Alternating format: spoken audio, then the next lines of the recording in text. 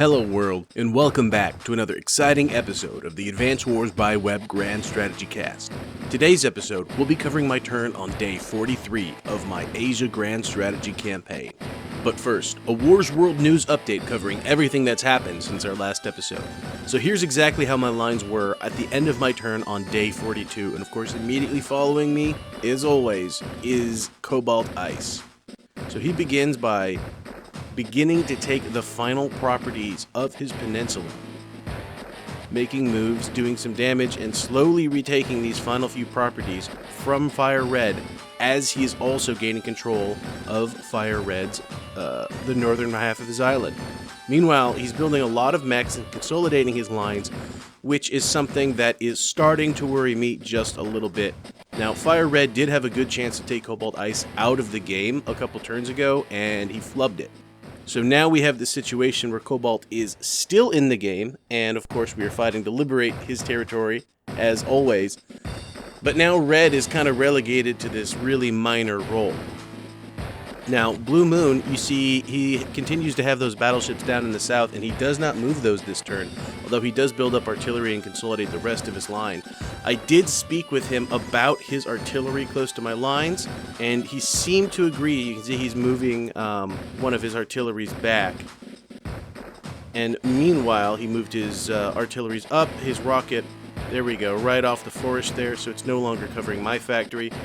And he's also agreed to create some neutral territory between us. Fire Red is just fighting at this point to remain relevant and stay in the fight. He's able to clear the infantry off of that factory, and that allows him to put another piece of infantry there, just to keep Cobalt from getting it a little more. He's trying to consolidate up in the north, but Cobalt could just build a battleship or something there soon enough. And so Red does seem to be getting a little desperate. And that's going to take us to my turn. Now, first thing I did, I actually made a move already, which was I moved this battleship here, and then let us begin the rest of our turn. So I do feel like I'm in a little bit of a pickle at the moment. Like I mentioned before, Fire Red had a good opportunity to take Cobalt Ice out of the game a couple turns ago, and he just missed up. He misplayed, and he didn't do what he should have done in order to capture Cobalt's HQ. So now Cobalt has pushed him back and is actually starting to take some of his territory, but where that leaves me is this awkward situation where I was working to keep Cobalt alive and in the fight, but now that that's actually the case and he's starting to push Fire Red off, I don't want Cobalt to then turn on me. And you can see with all this mech and infantry up in the north here, he could actually get a significant push going relative to the few defenders that I currently have. Meanwhile, Blue Moon, as I was upset with, was getting a little aggressive with these battleships here, and that's rather threatening to me because within a single turn, he can have these battleships within range of my front line. So I built up my defenses, and I'm trying to use diplomacy to de-escalate the situation with Blue Moon.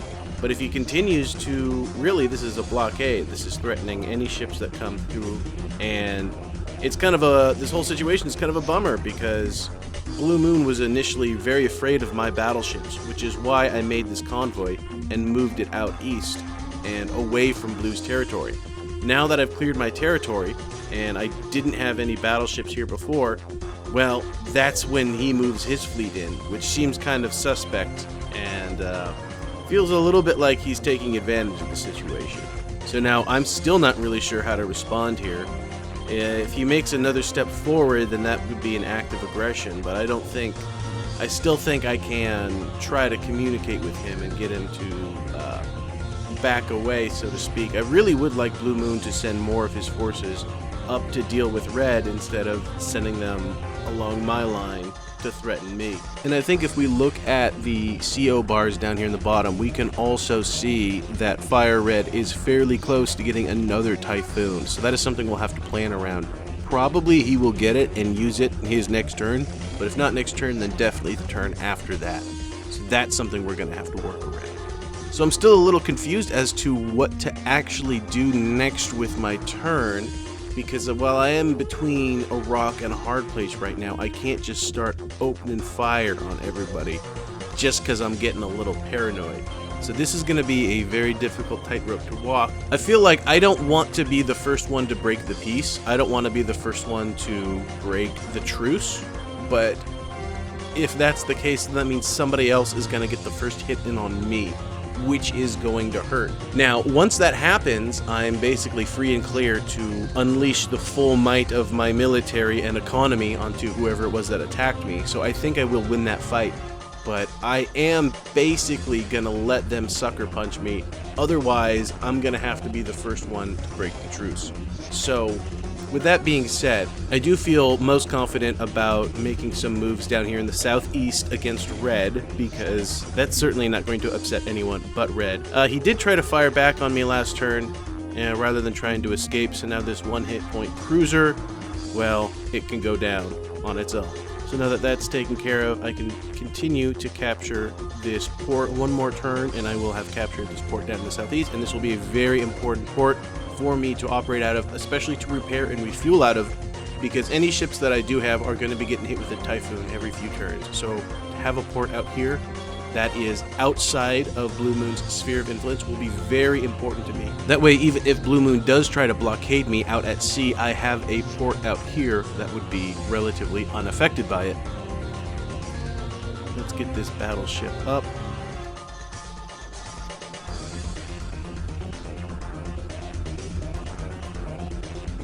And repaired, and then he will be able to move next turn. Let's just get this battleship safely tucked away for now. Let's get this cruiser refueled, and then we will get it with the rest of the fleet.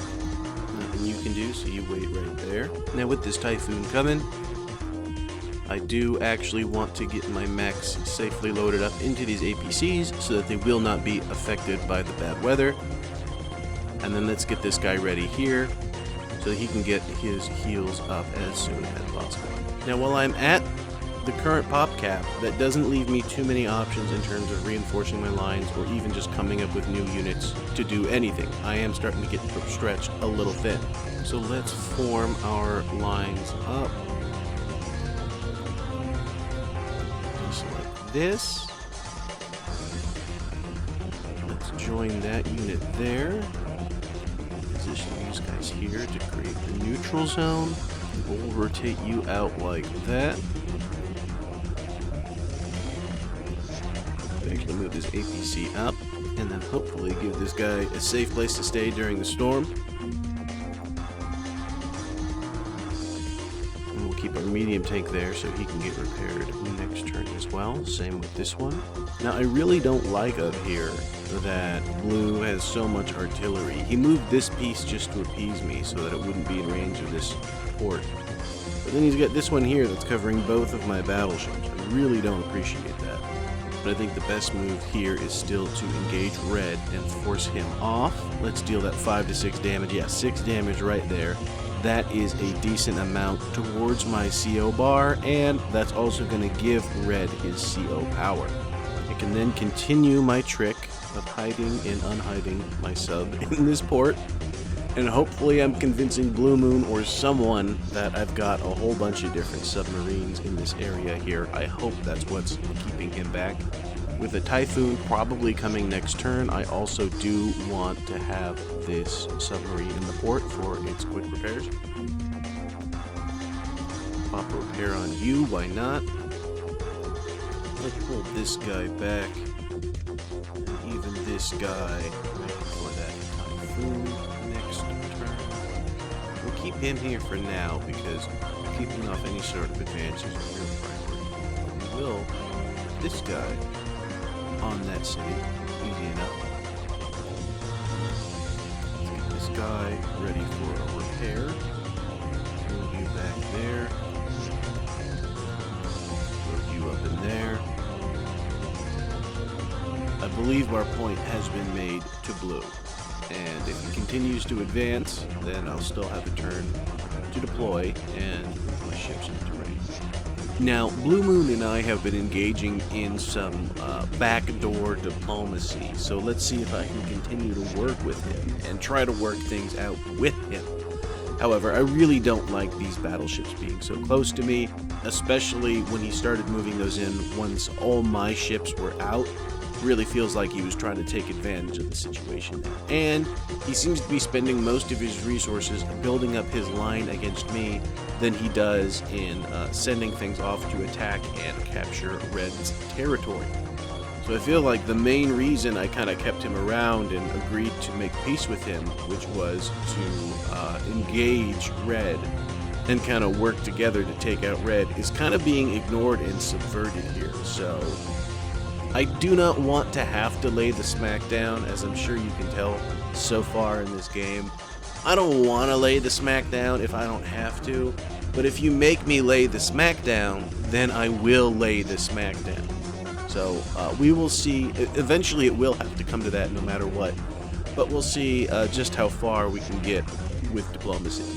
Meanwhile, I did also reach out to Cobalt Ice, and he has been silent. He's agreed to one of my proposals before, but he just has not said anything, which has me somewhat concerned. He's getting close enough to save up a victory march very soon, and he sure has a lot of infantry that he could try to overwhelm me with. With that Typhoon coming, I think I'm going to try to pull these mechs back preemptively. That Typhoon's either coming this turn or next, so that will be one less turn of movement before I can get repairs, which will be nice on these guys. And if I'm wrong, I'm only going to be wrong by a turn, and if I need them back up to the front, then I can just pull them back up easily enough. And they're a little more centralized at the location there. So I think that's where I'll hold them until that Typhoon comes. And as I am at 99 units currently, I only have the population to build one more unit, and I do think that will be a rocket right here on this factory. This is going to give me good coverage. This is going to be an excellent defensive weapon for me as Cobalt Ice continues to build up his infantry here. And that is going to put me back up to 100 units, and with that, I shall end my turn. So that is going to end it for day 43 of my Advanced Wars Grand Strategy campaign. Thank you so much for joining us once again.